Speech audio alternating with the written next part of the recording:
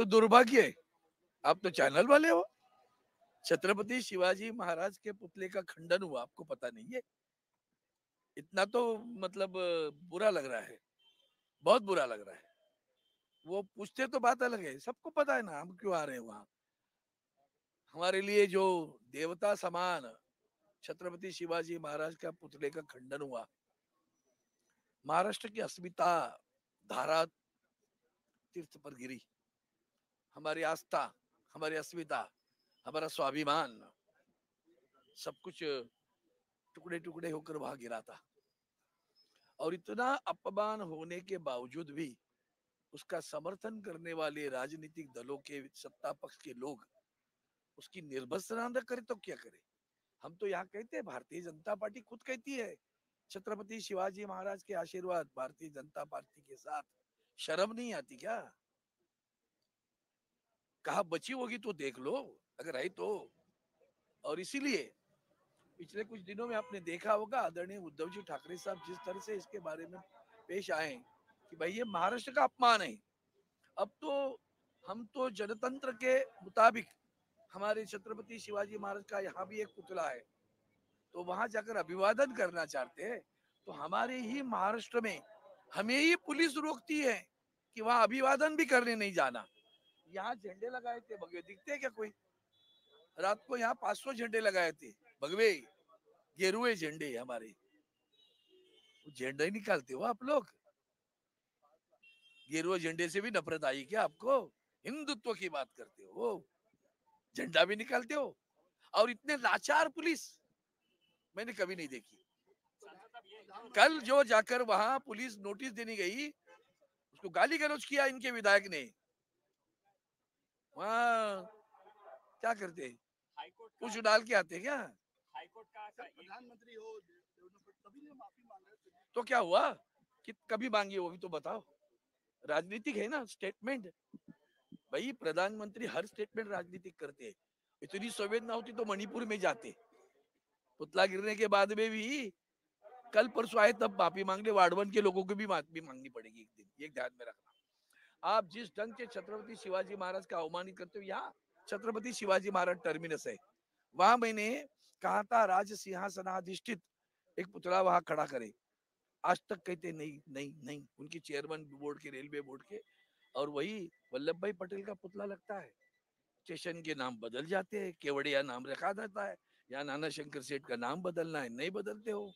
महाराष्ट्र का हर वक्त अपमान करना, यही तो केंद्र शासन की नीति बनी है, सत्ता पक्ष की नीति बनी है। आज भी वही हो रहा है, और पुलिस के जरिए हमारा अपमान कर रहे हो। क्यों परमिशन, क्या जरूरत थी?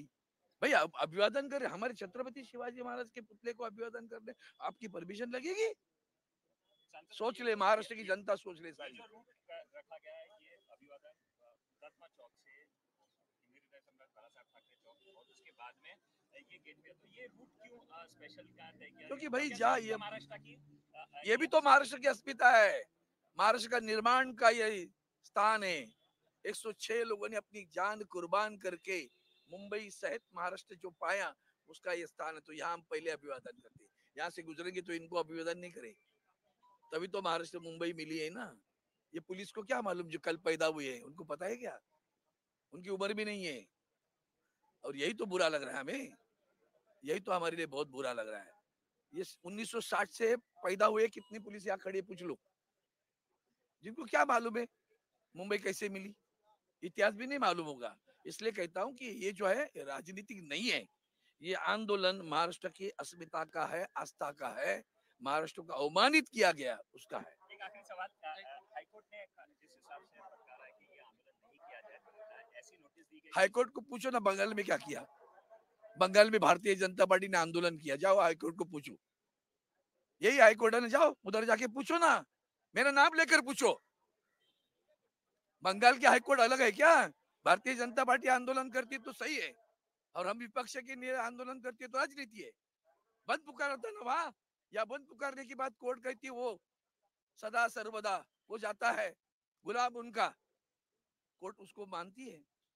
दोपहर तक नहीं मानी थी, दोपहर के बाद में आया होगा, तो बंद को मना कर दिया कोर्ट ने। कोर्ट को पूछो बंगाल में बंद क्यों नहीं किया, भारतीय जनता पार्टी ने जो बंद पुकारा तो मना क्यों नहीं किया? क्यों सुप्रीम कोर्ट ने सुओ मोटो नहीं किया? हमारे लिए सब कुछ कानून है क्या? हम जनतंत्र के मुताबिक शांतिपूर्ण जाकर अभिवादन करना चाहते हैं, बस इतना ही कहते हैं. पंतप्रधान आणि मुख्यमंत्र्यांनी या प्रकरणात माफी मागितलेली आहे. त्या माफीवरही विरोधी पक्षांचं समाधान नाहीये.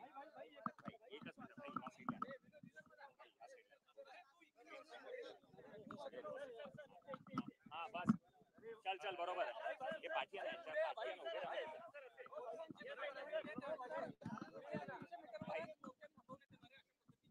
पोलीस गुलाम आहे तो.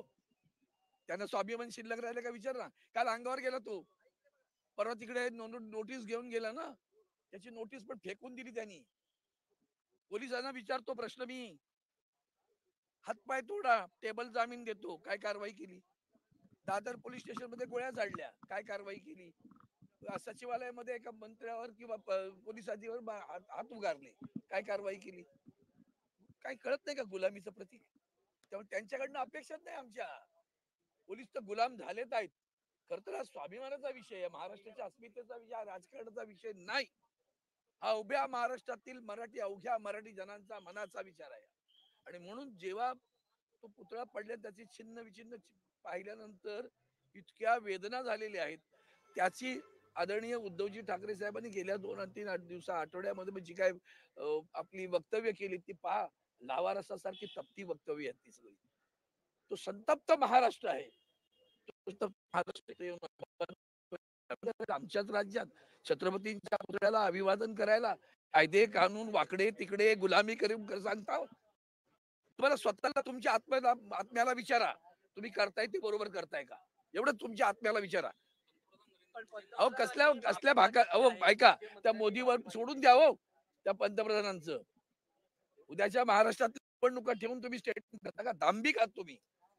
तुम्हाला छत्रपती शिवरायांबद्दल एवढा अभिमान आहे तर मग छत्रपती शिवरायांच्या पुतळ्याचा मी मागणी करतोय, या छत्रपती शिवाजी महाराज टर्मिनस समोर राजसिंहासनाधिष्ठित पुतळा मागा, हा पार्लमेंट सहित मी सातत्याने मागणी करतो. नाही करत तुम्ही वल्लभभाई पटेलांचा पुतळा उभारला तेव्हा रेल्वेला नियम नाही आले का, कायदे कानून? तर महाराष्ट्र शासनानं जे विधानसभेने